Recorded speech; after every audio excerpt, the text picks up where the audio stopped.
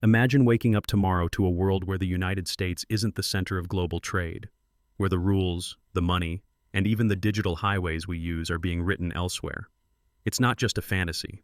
Right now, halfway across the world, China is assembling a coalition that could rewrite the playbook for international business, and your job, your favorite apps, and even the price of gas could be about to change forever. This isn't just another diplomatic handshake. Behind closed doors in Kuala Lumpur, high-level delegations from China, Southeast Asia's 10 powerhouse nations, and the oil-rich Gulf states are quietly forging a deep alliance. Their goal? To build an alternative future, one that doesn't depend on Washington or Wall Street. The stakes are enormous, and the ambitions are, frankly, staggering. So what exactly is driving these countries together? Why does it matter so much right now? And what could it mean for the rest of us? Stay with us as we peel back the layers of one of the most consequential power shifts in modern history. Let's step back for a moment. For decades, the United States was the undisputed champion of global economics and technology. Its dollar-dominated, its markets set the pace, and its vision shaped international institutions. But that era is fading, and the reasons why are rooted in a complex mix of ambition, necessity, and perhaps most of all, opportunity. China's growth over the past 40 years has been nothing short of historic. From a poor, agrarian economy, China has transformed into the world's top manufacturer, the globe's leading trading nation, and a technological heavyweight. The sheer scale is dizzying. China's GDP surpassed $18 trillion in 2023. Its e-commerce giants like Alibaba and JD.com have leapfrogged retail and logistics models seen in the West. But global power isn't just about size. It's about alliances, and increasingly, about who writes the rules. The world outside the US is more connected than ever before, and China has been deliberately weaving a web of partnerships with regions that, collectively, are home to billions. Southeast Asia, 10 nations ranging from Indonesia, with its massive young labor force, to Singapore, the global financial hub. Then there's the Gulf, Saudi Arabia, the United Arab Emirates, Qatar, and their neighbors. These nations sit atop some of the planet's most strategic resources, not just oil and gas, but capital, real estate, and a hunger for modernization. In this new landscape, old certainties are breaking down. The U.S. has imposed tariffs, tightened controls on advanced technology exports, and signaled its intent to defend American jobs and industries above all else. For many countries in Asia and the Middle East, this is a wake-up call. Overdependence on any one power is a risky bet. Enter the new alliance. In June 2025, Chinese Premier Li Qiang delivered a message with barely concealed urgency. "This is a historic opportunity," he said at the inaugural China-ASEAN GCC forum, "a major innovation in regional economic cooperation."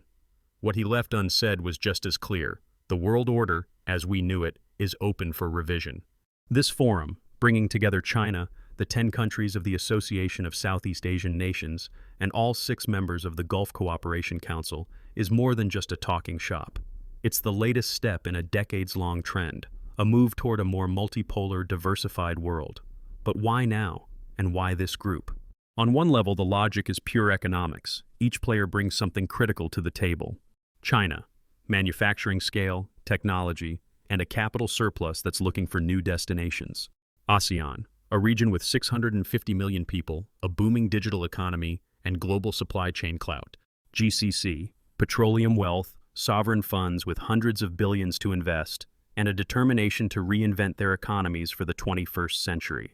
According to global strategist Parag Khanna, the ASEAN-China GCC Forum signals a decisive shift towards a multipolar world where agile regional alliances are paramount for navigating increasingly complex geopolitical risks. But there's also a deeper historical arc. For Southeast Asia, bridging great powers is nothing new. It's been a way of survival for centuries. Today, ASEAN's centrality is both an asset and a liability. It gives the group leverage but also subjects it to constant pressure from all sides. As former Singaporean diplomat Bilahari Kausikan put it, ASEAN's vaunted centrality is being rigorously tested as it skillfully navigates the competing interests of major powers, demanding an exceptionally delicate balancing act to maintain its regional relevance. The Gulf states, meanwhile, are urgently looking to diversify away from oil, worried by fluctuating prices and the global push for renewables. Partnering closely with China, the world's largest importer of oil and a leader in renewable investment, seems like a natural next step. Nasser Saidi, a leading regional economist, notes, the GCC's participation is fundamentally driven by a strategic imperative to secure new markets for its diversified products and attract substantial investments in burgeoning non-oil sectors. But how are they actually doing this? And is it working? Consider these numbers. Since 2004, the China-ASEAN Expo has enabled over $400 billion in deals, making the region one of China's fastest-growing trading partners. In 2024, Saudi Aramco bought a $3.6 billion stake in Rongsheng Petrochemical, locking in energy ties for decades to come. The Asian Infrastructure Investment Bank, seeded and led by China, has already funneled $4.5 billion into ASEAN infrastructure, from highways to ports and power grids. China's Digital Silk Road has poured over $2 billion into building digital infrastructure. Think e-commerce platforms, fintech, AI, linking markets from Bangkok to Abu Dhabi and beyond. The Silk Road Fund has earmarked another $1.5 billion for renewable energy projects, like massive solar farms in the Gulf designed to kickstart a non-oil future. ASEAN's digital economy, supercharged by these investments, has generated over 5 million jobs in just the past year, especially in e-commerce and fintech. That's not just growth, it's life-changing opportunity for a generation hungry for upward mobility. But ambition also brings friction. Here's where the story gets complicated, and where today's handshake could turn into tomorrow's headache. First, the elephant in the room, the United States. The new alliance is happening against a backdrop of escalating U.S. protectionism and tech rivalry. When China and the GCC agreed to trade oil in renminbi, launching crude oil futures on the Shanghai International Energy Exchange, it was a direct shot across the bow at the dollar's supremacy. If the world moves away from pricing oil in dollars, the global financial system could shift overnight. Some say it's only a matter of time. Then there's competition and trust. ASEAN is wary of being caught between superpowers. Alicia Garcia Herrero, senior fellow at Bruegel, observes, for ASEAN, this forum presents a strategic opportunity to diversify its economic dependencies, creating a vital hedge against potential disruptions in Western markets and solidifying its regional influence. But there are concerns too. Can ASEAN maintain its independence, or will it be pulled irresistibly into China's orbit? Is this a golden age of cooperation or just another bout of economic dependency? The Gulf states are hedging their bets as well. GCC sovereign wealth funds ramped up investments in Chinese tech startups by 40% last year, hungry for diversification and high-growth opportunities. At the same time, they're wary of risking their long-standing security and economic ties with the West.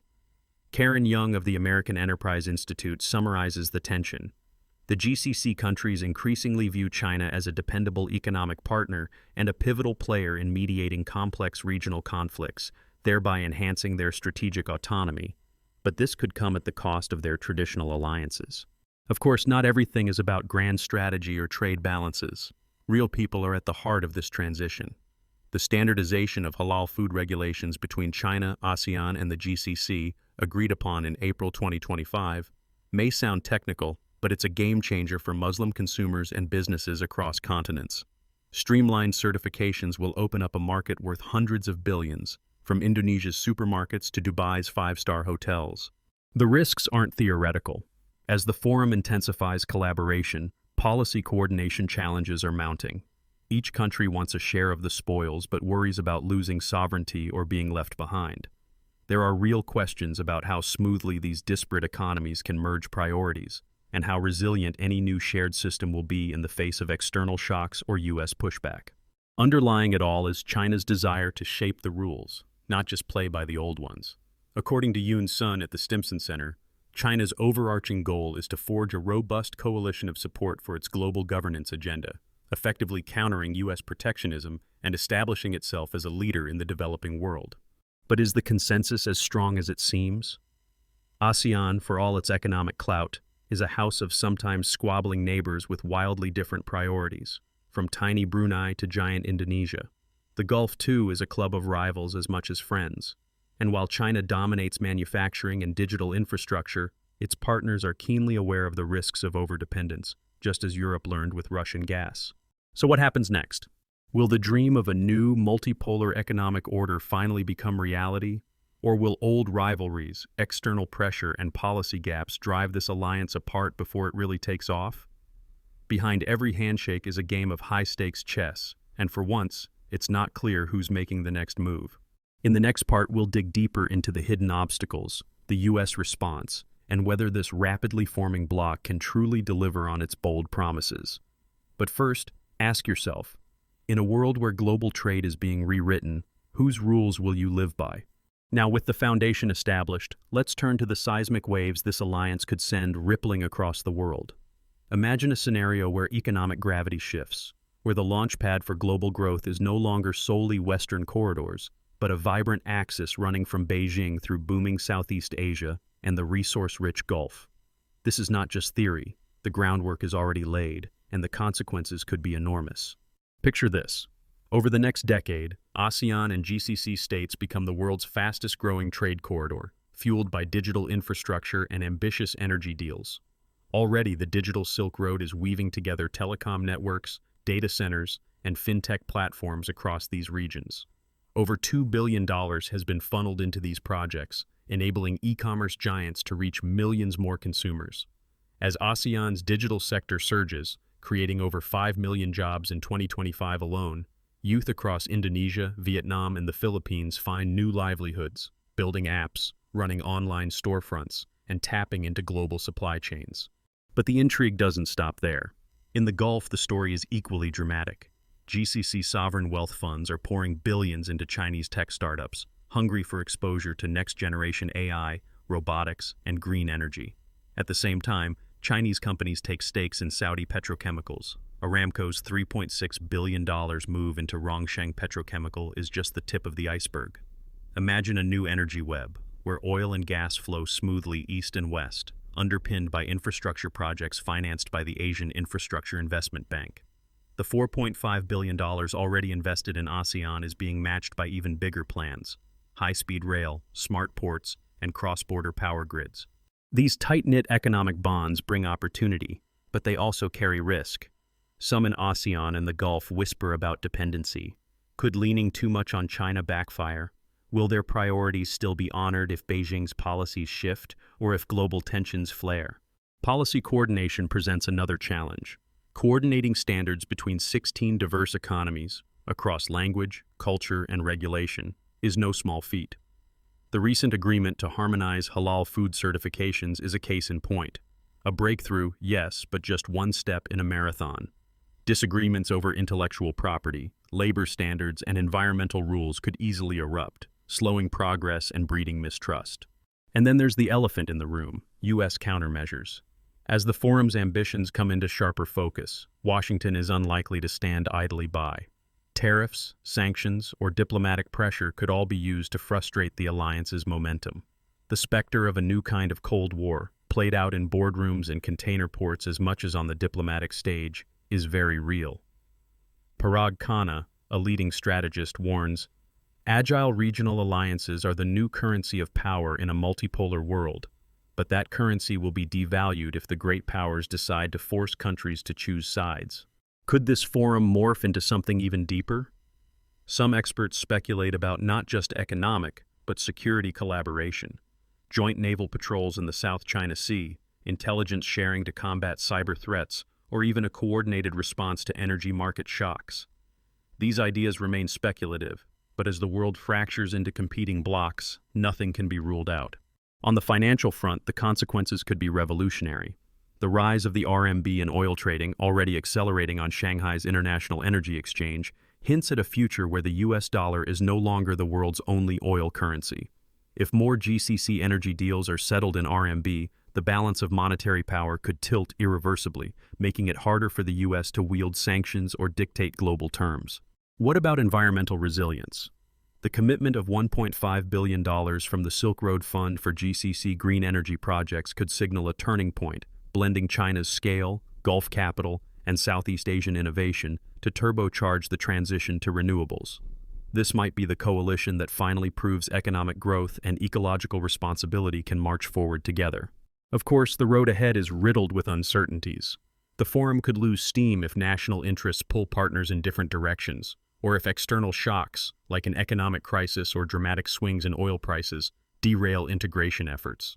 The diplomatic balancing act is exhausting, and the price of overreach, especially for smaller ASEAN economies, could be dangerously high. Still, opportunity abounds.